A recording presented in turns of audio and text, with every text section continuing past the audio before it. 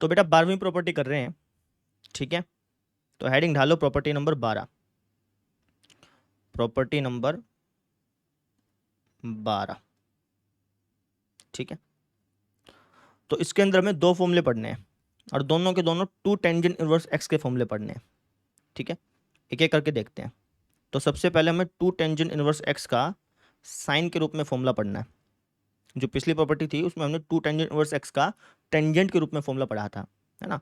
और अभी मैं आपको टू टेंजेंट इनवर्स एक्स का साइन के रूप में फॉर्मूला लिखवा रहा हूँ, ठीक है। तो टू टेंजेंट इनवर्स एक्स बराबर होता है साइन इनवर्स 2x अपॉन में 1 प्लस एक्स स्क्वायर के, यदि x की वैल्यू -1 से बड़ी या बराबर हो और 1 से छोटी या बराबर हो, ठीक है।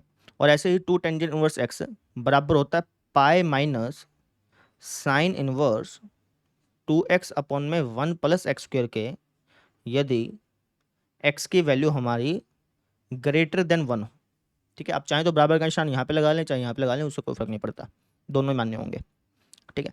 और ऐसे ही टू टेंजेंट इनवर्स एक्स बराबर होता है minus pi minus sine inverse 2x upon में 1 प्लस एक्स स्क्वायर के, यदि x की वैल्यू लेस देन हो -1 के, ठीक है। तो टू टेंजेंट इनवर्स एक्स के तीन केस बनते हैं, है ना। ये तीन फॉर्मूले आपको मैंने लिखवा दिए, क्लियर। ऐसे ही टू टेंजेंट इनवर्स एक्स का कोस के रूप में भी फॉर्मूला होता है ना। उसको भी लिखवाऊंगा, लेकिन उससे पहले मैं इनकी डेरिवेशन करवा देता हूँ, ठीक है। तो फटाफट से इसको लिख लीजिए, फिर इसकी डेरिवेशन करते हैं। चलिए, तो इसकी डेरिवेशन करने के लिए मैं मान लूंगा, मैं कह दूंगा माना टेंजेंट इनवर्स एक्स, इसको लेट से मैं ए मान लेता हूँ, ठीक है। अब क्वेश्चन में एक्स के बारे में कोई जानकारी नहीं दे रखी, तो क्वेश्चन में अगर एक्स के बारे में कोई जानकारी नहीं दे रखी तो हम यही मान के चलते हैं कि जो एक्स है वो बिलोंग करता है सेट ऑफ रियल नंबर से। अब अगर x set of real number से बिलोंग करता है तो टेंजेंट इनवर्स आपको कहाँ से कहाँ तक के एंगल देगा। आप कहेंगे सर -π/2 से π/2 के बीच का एंगल देगा, जहाँ पे ये इंक्लूड नहीं है, ठीक है। तो अब मुझे किसका फॉर्मूला निकालना है। आप कहेंगे सर आपका फॉर्मूला निकालना है टू टेंजेंट इनवर्स एक्स का, ठीक है। तो पहले हम क्या करते थे, पहले जब हमें टू टेंजेंट इनवर्स एक्स का फॉर्मूला निकालना होता था तो हम टेंजेंट 2a का इस्तेमाल करते थे, है ना। उससे क्या होता था कि हमें जो फॉर्मूला मिलता था वो टेंजेंट इनवर्स के रूप में फॉर्मूला मिल जाता था। ऐसे ही करते थे ना, क्योंकि वहाँ पे हमें टेंजेंट इनवर्स के रूप में फॉर्मूला चाहिए होता था। लेकिन अभी मुझे किसके रूप में फॉर्मूला चाहिए, अभी मुझे साइन इनवर्स के रूप में फॉर्मूला चाहिए। तो अगर मुझे साइन इनवर्स के रूप में फॉर्मूला चाहिए तो मैं किसका फॉर्मूला इस्तेमाल करूंगा। आप कहेंगे सर साइन 2a का इस्तेमाल करोगे। समझ में आई भाई। जो फॉर्मूला मुझे चाहिए अगर वो साइन के रूप में है तो मैं साइन 2a का इस्तेमाल करूंगा, अगर वो टेंजेंट के रूप में होता तो मैं टेंजेंट 2a का इस्तेमाल करता। समझ रहे हैं। तो अभी जो मुझे फॉर्मूला चाहिए वो साइन साइन के रूप में है, तो इसलिए मैं साइन 2a का इस्तेमाल करूंगा। क्लियर होगी बात मेरी। करते हैं फिर। तो साइन 2a का टेंजेंट के रूप में फॉर्मूला बताओ। साइन 2a के वैसे तो बहुत सारे फॉर्मूले होते हैं, लेकिन साइन 2a का टेंजेंट के रूप में कौन सा फॉर्मूला होता है वो बताओ। तो आप कहेंगे सर साइन 2a बराबर होता है टू टेंजेंट ए अपॉन में 1 प्लस टेंजेंट स्क्वायर ए, ठीक है। अगर आपको ये फॉर्मूला याद नहीं है तो अभी याद रख लो, ठीक है। तो साइन 2a इसके बराबर होता है, इसका इस्तेमाल करेंगे अपन। कैसे, दोनों तरफ साइन इनवर्स ले लो। तो अगर मैं दोनों तरफ साइन इनवर्स लूंगा तो ये हमें कुछ इस तरीके से दिखाई देगा।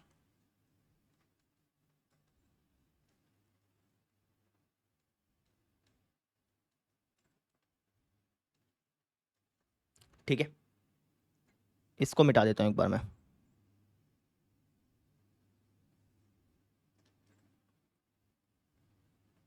देखो, तो मैंने क्या किया, दोनों तरफ साइन इनवर्स ले लिया। अब sine inverse of sine something इसी समथिंग के बराबर कब होता है। आप कौन सा इसी समथिंग के बराबर तब होता है जब ये जो 2a है वो इसकी रेंज में बिलोंग करे, है ना। तो हमें चेक करना पड़ेगा कि क्या ये जो 2a है वो इसकी रेंज में बिलोंग कर रहा है कि नहीं कर रहा। वो हम यहाँ से चेक करेंगे। कैसे, यहाँ पे लिखा हुआ है कि जो a है वो -π/2 से π/2 के बीच का एंगल है। तो 2a कहाँ से कहाँ तक का हो जाएगा। आप कहेंगे सर -π से π के बीच का हो जाएगा। अब -π से π के बीच के जो एंगल्स होते हैं क्या वो साइन इनवर्स के रेंज में आते हैं। आप कहेंगे सर नहीं आते। तो अब हम क्या करेंगे, अब हम इस्तेमाल में लेंगे ग्राफ को। किसको इस्तेमाल में लेंगे, ग्राफ को। ठीक है, तो sine inverse of sine alpha का ग्राफ बनाओ। Sine inverse of sine alpha का ग्राफ कुछ इस तरीके से बनता है। ठीक है, आपको सारा ग्राफ बनाने की जरूरत नहीं है, आपको बेसिकली माइनस पाई से पाई के बीच का ग्राफ बनाने की जरूरत है, तो उतना ही बनाएंगे अपन। ठीक है, तो ये हो गया हमारा 0, ये हो गया हमारा π/2, ये हो गया हमारा पाई। ठीक है, ये माइनस π/2 और ये हमारा माइनस का पाई। तो बस आपको माइनस पाई से पाई तक के बीच का ही ग्राफ बनाने की जरूरत थी, सारा ग्राफ बनाने की जरूरत नहीं थी। ठीक है, तो माइनस पाई से पाई के बीच में ये ग्राफ बना लेना, बाकी को मिटा देना। ठीक है, ठीक है सर। तो मुझे बताओ कि माइनस पाई से पाई के बीच में कितनी रेखाएं आ रही हैं। आप कहेंगे सर 3 रेखाएं। एक तो ये वाली रेखा आ रही है जिसको मैं ब्लू कलर कर रहा हूँ। ठीक है, और एक ये वाली रेखा आ रही है जिसको मैं ऑरेंज कलर कर रहा हूँ, 2 होगी। और एक हमारी ये रेखा आ रही है जिसको मैं येलो कलर कर रहा हूँ। तो माइनस पाई से पाई के बीच में इसके 3 टुकड़े होंगे, 3 केस बनेंगे। ठीक है, 3 फॉर्मूले निकल के आएंगे। तो एक एक करके केस लेते हैं। सबसे पहले मैं ये ब्लू कलर वाला ले रहा हूँ, है ना। केस नंबर 1, पहला केस कौन सा ले रहा हूँ, जब जो ये हमारा एंगल है वो माइनस पाई से माइनस π/2 के बीच में है। लिख देते हैं, जब जो ये एंगल है भैया ये माइनस पाई से माइनस π/2 के बीच में। ठीक है ना, तो मैंने इसको इंक्लूड नहीं किया, इसको इंक्लूड कर लिया। अब आप कहेंगे सर इसको इंक्लूड क्यों नहीं किया, क्योंकि बेटा करना ही नहीं था ना। यहाँ पे देखिए, यहाँ पे लिखा हुआ माइनस पाई से पाई, जहाँ पे माइनस पाई और पाई इंक्लूड नहीं है, तो इनको करना ही नहीं था, इसलिए मैंने इंक्लूड नहीं किया। आप चाहें तो इसको भी इंक्लूड मत करिए, इसको चाहें तो आप अगले केस में इंक्लूड कर सकते हैं, आपकी इच्छा है। ठीक है ना, ऐसा जरूरी नहीं कि भाई इसको इंक्लूड करना ही करना है, अगले केस में कर लो चाहे। भाई जो चीज़ यहाँ पे लिखी हुई है ना उसका हर एक पॉइंट आपको लेना है। माइनस पाई से पाई लिखा हुआ है ना, तो माइनस पाई से पाई के बीच में जहाँ जहाँ ग्राफ है उसका हर एक पॉइंट आपको चाहिए। अब वो पॉइंट आप किसी भी केस में ले सकते हैं, चाहे इस केस में ले लो, चाहे इससे अगले केस में ले लो, आपकी मर्जी है। ठीक है, तो मैंने क्या किया, माइनस पाई को तो इंक्लूड करना ही नहीं था, है ना, तो मैंने माइनस पाई को इंक्लूड किया ही नहीं, और माइनस π/2 को भी नहीं किया। माइनस π/2 को मैं अगले केस में कर लूँगा, समझ में आ गई, ऐसे कर लिया मैंने। तो अब हम क्या करते हैं, सबसे पहले इस 2a को a बनाते हैं। a कैसे बनाएंगे, 2 से भाग कर दो, तो ये कुछ हमें इस तरीके से दिखाई देगा। अब a हमने किसको माना था, a माना था सर टेंजेंट इनवर्स x को, तो a की जगह लिख दो टेंजेंट इनवर्स x। तो ये हमें कुछ इस तरीके से दिखाई देगा, है ना। अब टेंजेंट ले लो सबके साथ, ले लेते हैं भैया, लीजिए फिर। तो जब जब सबके साथ टेंजेंट लोगे आप, तो ये क्या बन जाएगा, ये बन जाएगा सर हमारा x, और ये क्या हो जाएगा, ये हो जाएगा सर माइनस इन्फिनिटी, और ये क्या हो जाएगा, ये हो जाएगा सर हमारा माइनस का 1, है ना। तो हमारे पास कंडीशन क्या आ गई, हमारे पास कंडीशन आ गई कि जब भैया जब x की वैल्यू -1 से छोटी हो, है ना। पूरी कंडीशन याद रखने की जरूरत नहीं है, सिर्फ इतना याद रख लोगे तब भी काम चलेगा। तो मैंने सिर्फ इतना लिख लिया कि भाई जब x की वैल्यू -1 से छोटी होगी तब उस केस में फॉर्मूला क्या होगा वो हम ड्राइव करेंगे, है ना। अभी तो हमने कंडीशन ड्राइव किया, फॉर्मूला ड्राइव करेंगे। फॉर्मूला ड्राइव करने के लिए हम ग्राफ का इस्तेमाल करेंगे। तो इस रेखा की इक्वेशन बताओ। आप कहेंगे सर इस रेखा का स्लोप है जी हमारे पास -1, यानी कि माइनस का x की वजह आप क्या लिखेंगे, 2a लिखेंगे, क्योंकि यहाँ पे sine inverse of sine 2a है ना, तो माइनस का 2a। अब ये रेखा y एक्स को कहाँ पे काटेगी, आप कहेंगे सर माइनस पाई पे। तो इसका मतलब ये हुआ कि इस रेखा की इक्वेशन है माइनस का 2a माइनस का पाई। कहने का मतलब ये है कि sine inverse of sine 2a minus pi से माइनस पाई बाई 2 के बीच में आपको माइनस का 2a माइनस का पाई रिटर्न करेगी, ये मैं कहना चाह रहा हूँ। लिख दीजिए फिर। तो sine inverse of sine 2a हमें क्या रिटर्न करेगी, माइनस का 2a माइनस का पाई रिटर्न करेगी, है ना। राइट साइड सेम का सेम, साइन इनवर्स। अच्छा एक काम करो ना, यहाँ पे 2 टेंजेंट a लिखा हुआ है ना, टेंजेंट a को अपन x लिख सकते हैं यहाँ से, अगर आप ध्यान से देखो तो इसको मैं x के रूप में चेंज कर लेता हूँ।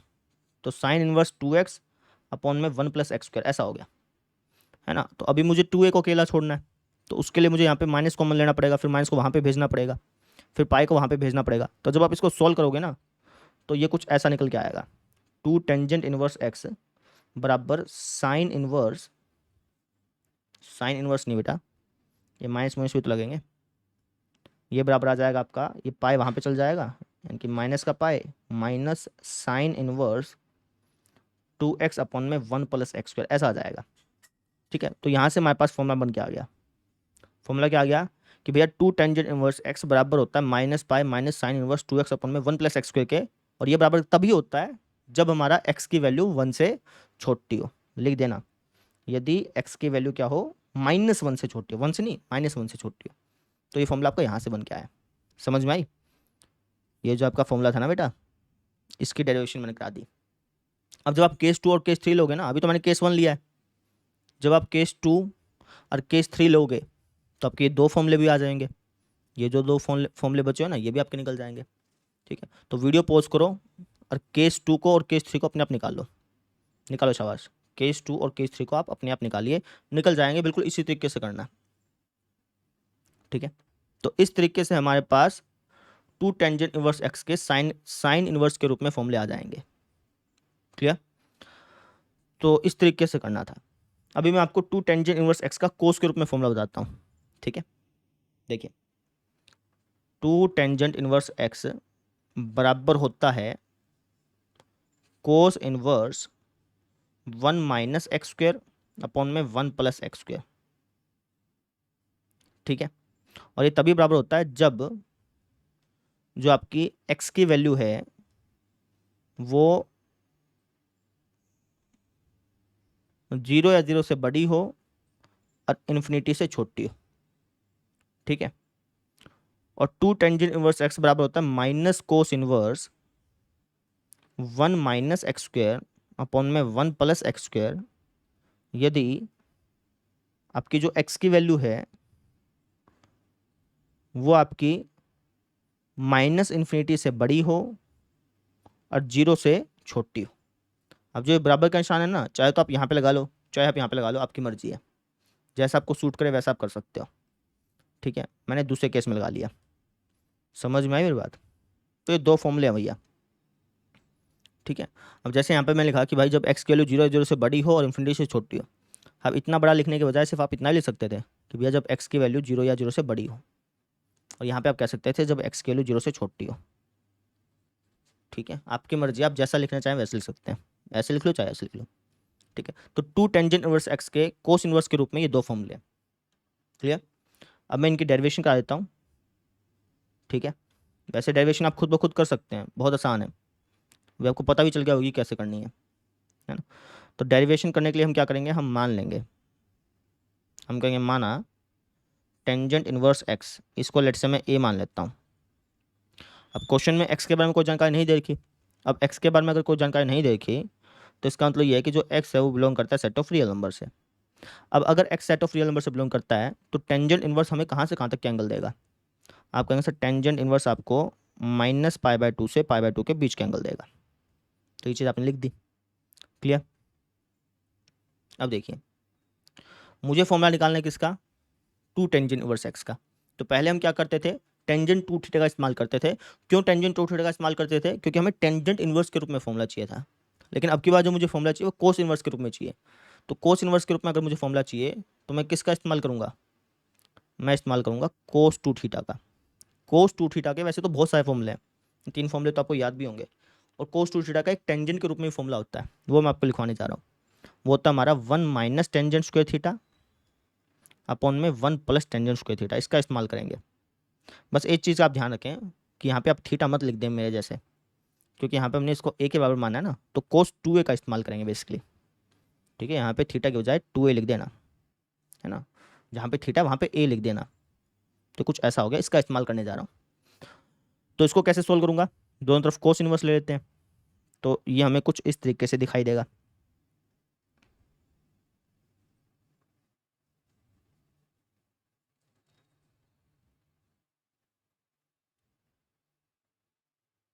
ठीक है, अब 2a जो है वो कोस इनवर्स के रेंज में बिलोंग कर रहा है कि नहीं कर रहा, वो हमें यहाँ से पता चलेगा। क्या हो जाएगा? ये हो जाएगा 2a बिलोंग करता है हमारा -π से π के बीच में। क्या -π से π के बीच के सारे एंगल कोस इनवर्स की रेंज में आते हैं? नहीं आते, दिक्कत होगी। तो इस दिक्कत का समाधान कैसे होगा? ग्राफ की मदद से होगा। बनाओ फिर graph. Cos inverse of cos alpha का ग्राफ बना लो। तो cos inverse of cos alpha का ग्राफ कैसे बनता है? ऐसा बनता है सर, ऊपर ऊपर की तरफ पहाड़ होते हैं बस। ठीक है, ये ग्राफ हमने बना लिया। ठीक है, ये होता है हमारा 0। ये जो पॉइंट है ना, ये पाई होता है, बस ये चीज़ का ध्यान रखें। साइन इनवर्स के केस में क्या होता था, π/2 होता था, लेकिन cos inverse of cos alpha alpha के केस में ये पाई होता है। ठीक है, ये हो गया हमारा माइनस का पाई। मुझे माइनस पाई से पाई के बीच का ही ग्राफ बनाना था, क्योंकि जो हमारे ये एंगल है वो माइनस पाई से पाई के बीच का ही है। ठीक है, जहाँ पे माइनस पाई इंक्लूड नहीं है और पाई भी इंक्लूड नहीं है। ठीक है, तो यहाँ पे दो डंडियाँ बन रही है भाई। एक तो ये डंडी बन रही है जिसको मैं बैंगनी कलर कर रहा हूँ, और एक हमारी ये डंडी बन रही है जिसको मैं ऑरेंज कलर कर रहा हूँ। यानी कि दो फॉर्मूले इसके बन के आएंगे। और देखिए आपके दो ही फॉर्मूले बन रहे थे, कहाँ गया भाई? जो मैंने फॉर्मूले लिखवाए है उसमें दो ही फॉर्मूले बन रहे थे, देखो। ठीक है ना? चलिए तो केस बनाते हैं, केस नंबर फर्स्ट। ठीक है, बैंगनी वाला सोल्व कर रहा हूँ मैं, इसको बैंगनी कलर से बना देता हूँ। ठीक है, मैचिंग मैचिंग हो जाएगी। पहला केस, जब जो हमारा एंगल है 2A ये माइनस पाई से बड़ा हो, क्योंकि माइनस पाई को इंक्लूड नहीं करना है ना, तो माइनस पाई से बड़ा हो और जीरो या जीरो से छोटा हो, जीरो को इंक्लूड करना है, ऐसा हो गया। तो सबसे पहले इसको ए बनाएंगे, 2 से भाग कर दीजिए, तो ये हमें कुछ इस तरीके से दिखाई देगा। ए हमने किसको माना था? ए हमने माना था सर टेंजेंट इनवर्स एक्स को, तो कुछ ऐसा हो गया। अब टेंजेंट लगा दीजिए सबके साथ। जब आप टेंजेंट लगाएंगे तो इनक्वलिटी का साइन चेंज नहीं होता, इनक्वलिटी का साइन चेंज होता है सिर्फ कोस में। ठीक है, बाकी किसी में उसमें बाकी किसी में चेंज नहीं होता। ठीक है, ठीक है भाई, तो टेंजेंट लगा दो। टेंजेंट माइनस 90 पे कितना होता है?